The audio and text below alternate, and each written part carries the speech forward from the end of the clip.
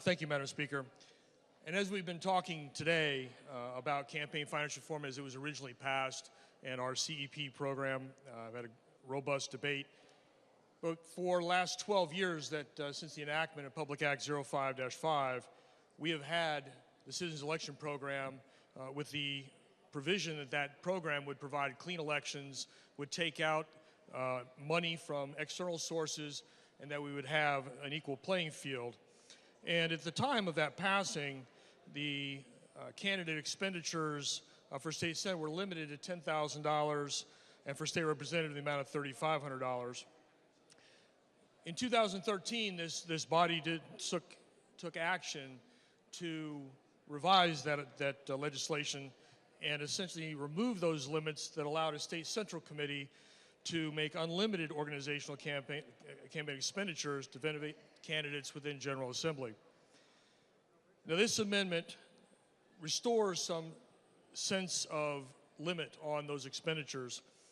And in the case of the amendment, subsection E sets a limit on the governor's race to $250,000. Subsection F sets a limit for all other statewide offices at $75,000. And then by reference in section G, it establishes the $10,000 limit for state senate and $3,500 for state representative.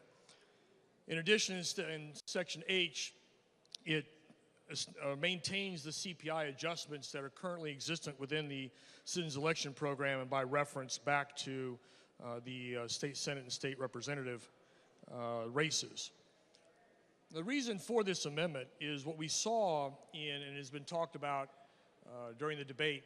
Back in the 2014 race, there was a state senate race where money was sent through the state party and then expended on that state senate race to the tune of an additional $200,000 on that race.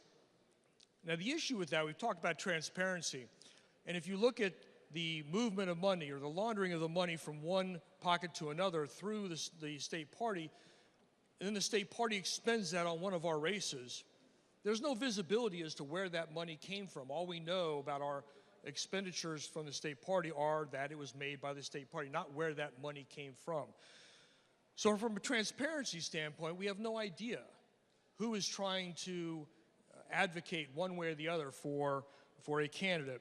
And I think that is something that we try to enact and have maintained within the Citizens Election Program, because as we all know, as we run for our races, we get contributions from $5 to $100, but you file that, you know exactly who gives that campaign contribution.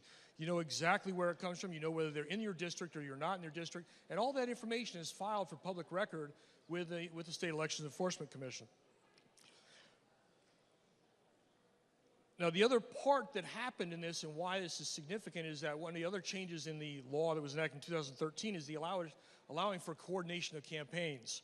And so now you not only have you don't have independent expenditures, which would be absent from the campaign, but you have the ability of the candidate to coordinate with the state party.